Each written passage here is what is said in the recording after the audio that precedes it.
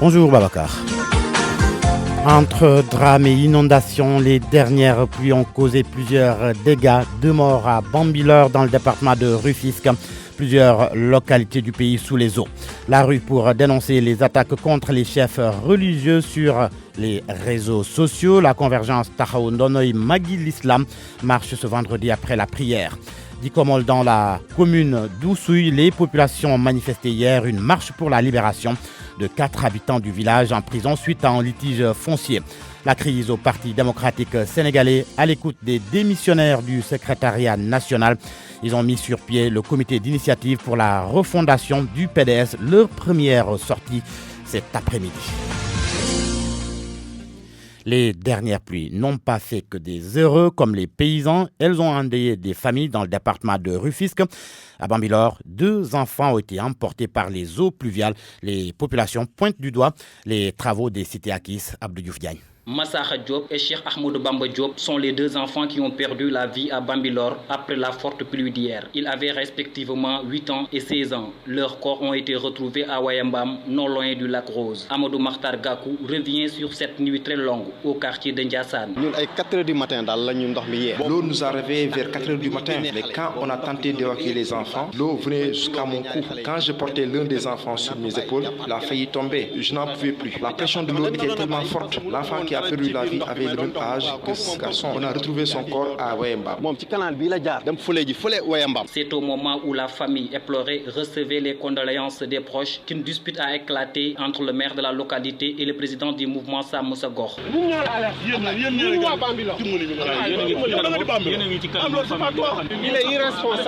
est irresponsable. Abdoulaye Silla pointe du doigt les travaux de la cité Akis qui bloquent le lieu de passage naturel des eaux pluviales. Je l'ai dit aujourd'hui ce matin à l'ingénieur de Agérou, parce que tu es venu, tu as trouvé un pont de 4 mètres, tu l'as réduit à 3, que vous voyez, c'est très clair. De l'autre côté aussi, Agis se permet de fermer le passage de l'eau en insérant un pont de 1,52 m. Donc c'était prévisionnel, c'est très dommage. Le maire qui ne souhaite pas s'exprimer à notre micro accuse à son tour les services de l'État, comme l'urbanisme. RFM Rufisque, Abdou Diouf Diagne. Abdou Diouf Diagne, le ministre de l'Assainissement, est annoncé à Bambilor ce vendredi. Serigne Mbaye Thiam va s'enquérir de la situation auprès de la famille éplorée. À Kaolack, les bassins de rétention récemment aménagés ont été engloutis par les eaux de pluie. Dans la banlieue dakaroise, 63 quartiers inondés sur les 79 que compte la commune de Diamaguène-Sicap Mbao. Les précipitations sont passées par là. En colère, les jeunes de Tivavone-Diaksao ont brûlé hier des pneus sur la route nationale numéro 1 à Diamaguène Centre et Kaffrine 2. Ces localités qui sont sous les eaux, plusieurs familles ont été obligées de quitter leur maison après les pluies diluviennes qui se sont abattues sur la localité. 7h02, les populations de Dikomol dans la commune de Oussouy étaient hier dans la rue. C'était pour exiger la libération de 4 des leurs arrêtés et placés sous mandat de dépôt suite à un litige foncier. Lamine Ba. La patience des populations de Dikomol a atteint ses limites. Elles ne veulent plus que leurs proches arrêtés dans le cadre de l'enquête sur le litige foncier qui les oppose à la commune de Souy passent un jour de plus à la MAC de Ziguinchor, d'où ils sont détenus. Ils ont marché de Dikomol à Loudiaolof, chef-lieu d'arrondissement, pour le signifier au sous-préfet. Honoré Manga, leur porte-parole. Certains de nos membres du village de Dikomol ont été arrêtés de manière arbitraire par le commandement territorial.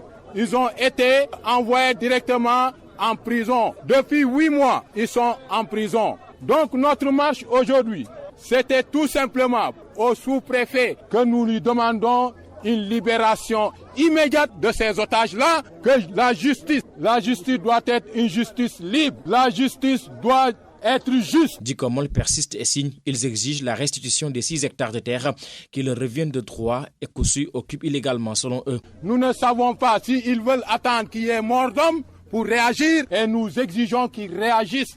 Parce qu'aujourd'hui, Oussouy est en train de faire de l'impérialisme dans nos terres. Les gens de Loudia n'ont plus où cultiver. Leurs terres ont été reprises par les gens de Oussouy. Et cela, nous n'accepterons pas parce que Loudia fait partie de la commune de Moulom. Et nous allons porter le combat pour tous les habitants de la commune de Moulombe. Le sous-préfet de Loudia Wolof, qui a reçu le mémorandum, a promis de faire en sorte de transmettre les doléances à qui de droit, tout en appelant au calme et à la sérénité en attendant que la justice élucide l'affaire. Lamine Ba, Ziguinchor, Radio Futur Média. Contre les dérives sur les réseaux sociaux à l'égard des icônes religieuses, une marche est prévue cet après-midi après la prière du vendredi. Une initiative de convergence Tahaou Donoy Magoum l'Islam qui juge ces attaques contre les figures religieuses déplacées. La marche est autorisée par le préfet de Dakar. Là-dessus, Mam Matar Gueye de l'ONG Diamra.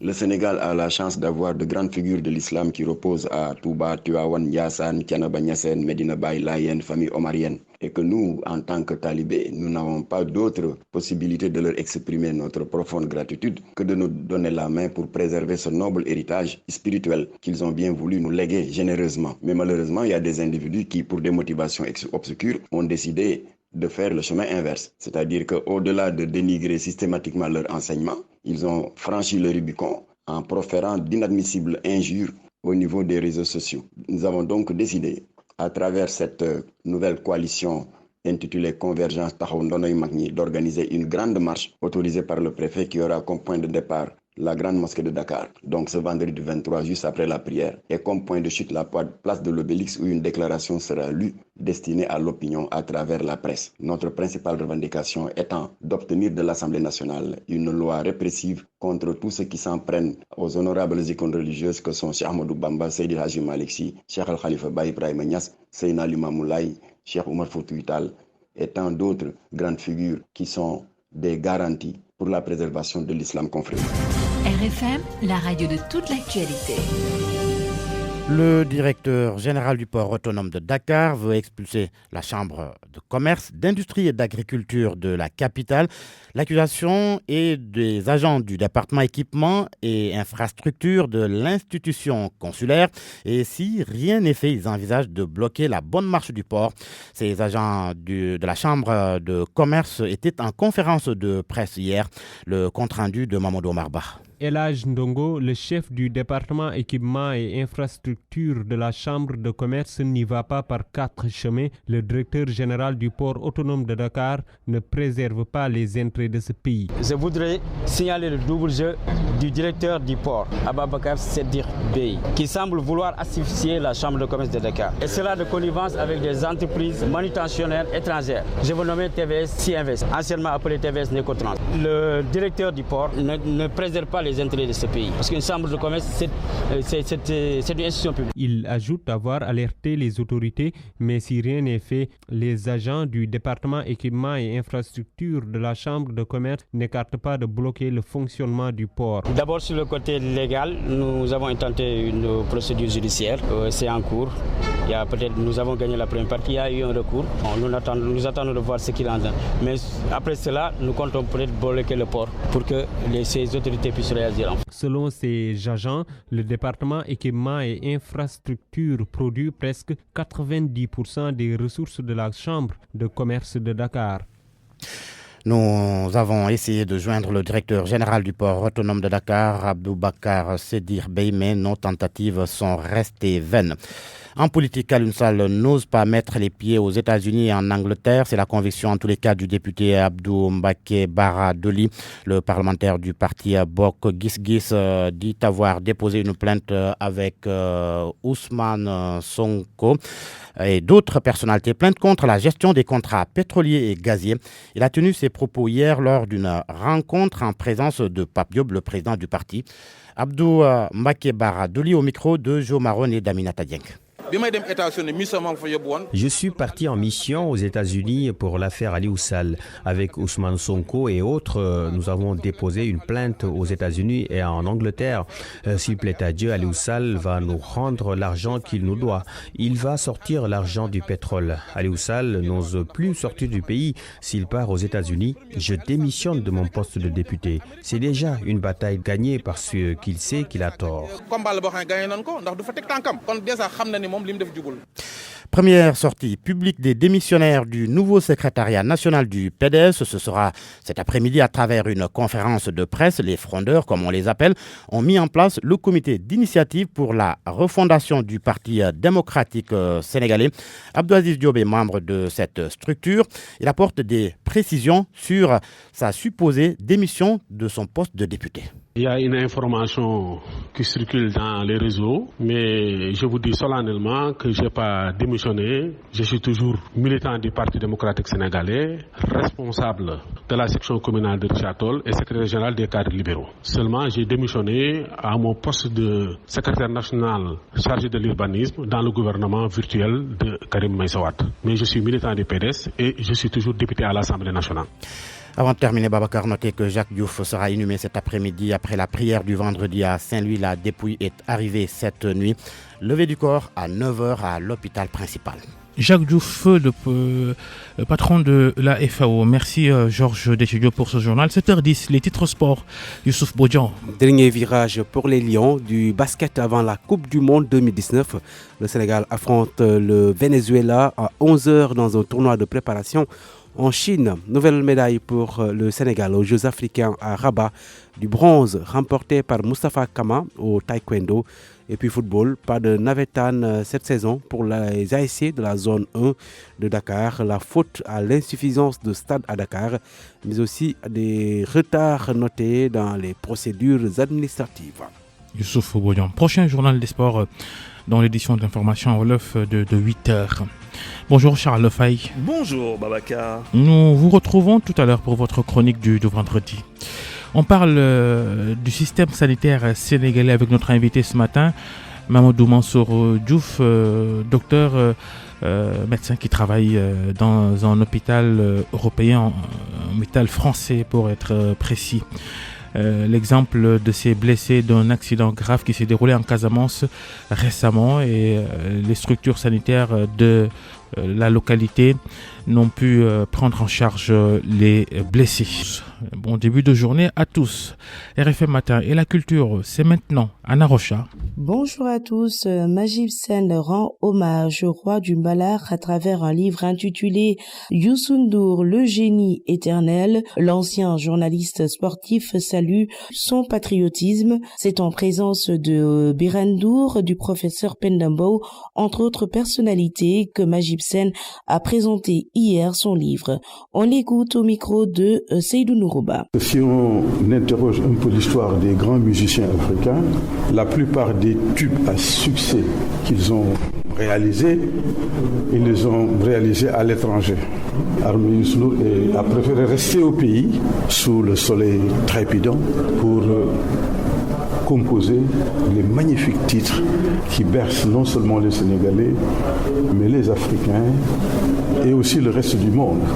Si Youssou N'Dour a eu le premium impérial du Japon, que nous avons considéré comme étant le prix Nobel de la musique, c'est parce que l'homme a réalisé des œuvres qui rentrent dans l'immortalité. Donc à partir de tous les éléments que je viens de dire, il m'est apparu nécessaire, comme je le fais pour d'autres, de le faire aussi pour Youssou N'Dour. Mais je n'ai jamais écrit sur le sport. J'écris sur les hommes. J'essaie de voir ce qui peut les anoblir, ce qui font qu'ils sont de grands hommes. Hier aussi, le ministre de la Culture a entamé une tournée régionale. Abdoulaye Diop va visiter pendant une semaine des sites historiques classés du Sénégal. Première étape, Tamba, au centre culturel. Il a promis sa rénovation et s'est également engagé à relancer le festival culturel de la région. Le ministre Abdoulaye Diop est au micro de Moussa Omar Gueye. Il y a des efforts aussi à faire et je suis d'accord avec le gouverneur que des régions reculées comme Tambacounda, comme Kédougou, on doit avoir une attention particulière pour ces artistes. Et vous pouvez en tout cas compter sur mes équipes et moi-même pour que ce travail-là soit fait. J'ai demandé tout de suite à mes collaborateurs DPC de voir comment est-ce qu'aujourd'hui avec la rénovation, on ne peut pas, ce joli bijou, il faudrait qu'on fasse un effort de rénovation. Je crois que tout de suite, il faudrait que les équipes techniques arrivent ici pour voir ensemble ce qu'il y a à faire. Nous avons aussi parlé du festival qui n'a pas eu depuis 2 ans. Je crois que cette année, moi je suis prêt à vous accompagner, que ce festival-là valorise tout le potentiel culturel de Sénégal. Et après la France, Mati Diop sera honorée à Toronto, au Canada.